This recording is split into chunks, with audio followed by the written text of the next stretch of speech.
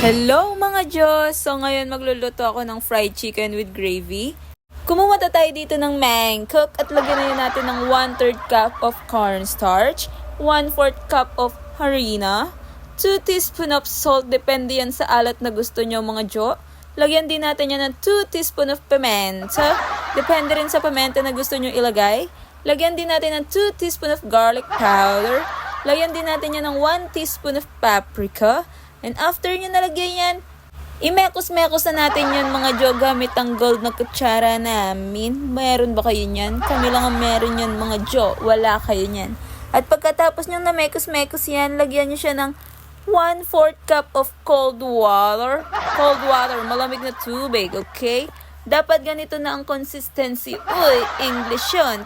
Consistency. Pagkatapos mga Jo, kunin mo yung mga manok na nabili mo sa palengke. At ilagay mo na rin yung minekos-mekos mo kanina. Siguraduhin mong nalinis mo na yung mga manok bago mo nilagay yun ha. Pagkatapos imekos-mekos mo ulit gamit ang kamay mo. Huwag yung paa ha, kamay dapat mga Jo.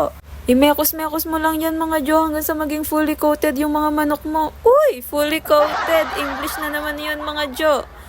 Marinate mo lang yan at least 30 minutes to 1 hour para naman mas masarap ang manok mamaya mga Jo. After 1 hour mga Jo, kinuha ko na dito yung maitim naming kawali at nilagyan ko na ng maraming mantika. Dapat maraming mantika mga Jo para hindi dumikit yung mga manok. Prituhin lang natin yan hanggang maging medium brown. Medium brown? Lutuin lang natin yung mga manok ng 10 to 12 minutes mga Jo sa medium heat. Huwag mong madaliin kasi hindi yan maluluto sa loob. Pag nakikita mo nang nagkulay brown yung kabila, ibaliktad mo na katulad ng pagbaliktad sa'yo ng jowa mo. Charot. So, ito na nga, yung iba hindi pa luto, kaya pinabayaan ko na muna. Hinango ko na din pala yung mga luto, mga Jo, kasi hindi masarap yan pag sobrang luto dahil matigas ang manok. Pinrito ko na rin yung iba, hindi ko na pinakita kasi sobrang haba na.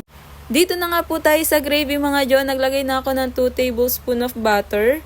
Minekos-mekos ko nga lang yan at muntikan kong matapon mga Jo, kakamekos-mekos ko. Naglagay na din ako ng 2 tablespoon of harina. Niluluto ko po pala ito sa low heat lang dahil hindi siya pwedeng biglain dahil masusunog. Naglagay na din po ako ng kalahating cup ng milk pero hindi ko po lahat nilagay.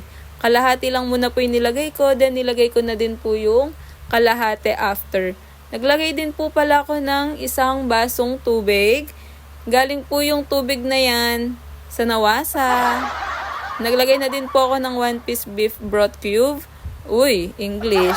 Naglagay din po pala ako ng ugali ng mga babae, char, minsan lalaki. Soy sauce, minekos-mekos ko lang yan at inintay ko lang yan kumulo. At naglagay na din ako ng pepper.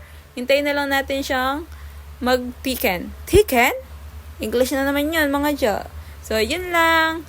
Tapos nakakain na kami. Bye-bye!